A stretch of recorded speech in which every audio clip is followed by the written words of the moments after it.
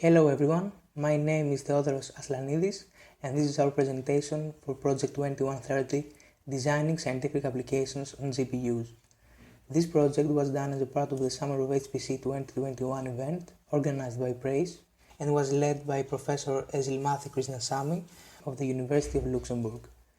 My colleague and I were given access to the HPC clusters of the University of Luxembourg in order to have the necessary tools to solve the problem assigned to us.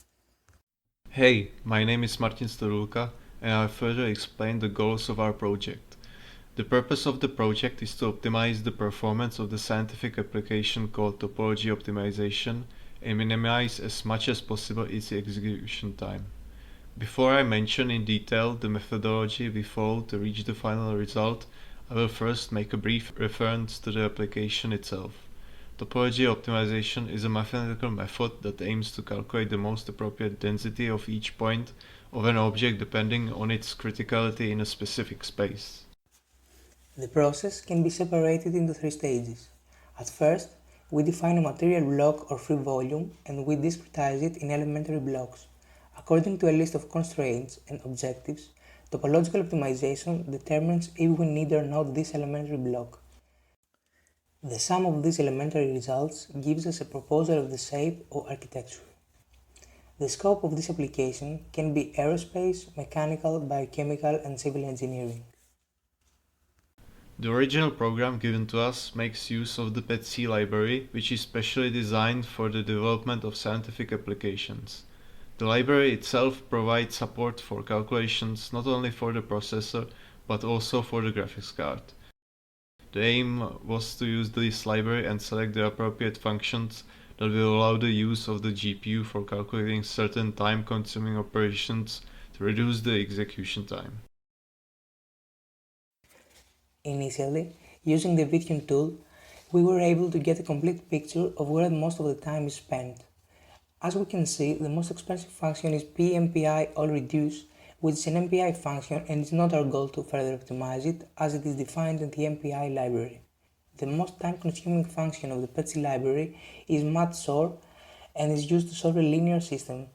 At this part of the code, highly demanding time operations take place with matrices and vectors of many dimensions.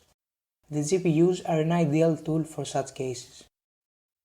After reading the PETC library documentation and executing simple examples from the library, we identified the functions that we should call for these matrices and vectors to be declared on the GPU instead of the CPU.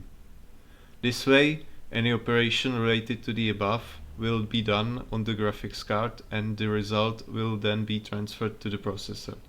The data transfer between the graphics card and the processor is done by the library itself, so it was something we did not have to worry about. After compiling the library code to support operations of the GPU, we tried to run the topology optimization program. Our first attempt was unsuccessful as the program failed to execute. We detected that the problem was with the library preconditioner function that used the multigrid preconditioning method. To solve this problem, we changed the preconditioner method to the default one. The library provides many different preconditioning methods such as Cholesky or Jacobi decomposition. The default preconditioner, which was incomplete LU factorization, had the best performance, so we chose this one. After the first successful execution of the program using the graphics card, our first concern was to make sure that our implementation did not alter the original result and the accuracy of the program remained the same. To find out, we illustrated the output of the program both in the initial implementation and in our own. As we expected, the two results were the same, so we proceeded to the next stage, which was the comparison of the performance of the two implementations changing different parameters such as number of nodes, number of threads, or respectively number of graphics cards. The comparison results are presented in the shown graph. Concerning the initial implementation, the maximum number of CPU threads in each node was used, namely 28 threads. An important observation we made was that whether we had the GPUs on different nodes or the same node, the execution time was the same because the critical parameter was the number of MPI processes. Our effort seems to have a better performance than the initial implementation in 1, 2, 3, and 4 MPI processes, which is quite satisfactory and encouraging. Thank you very much for your attention.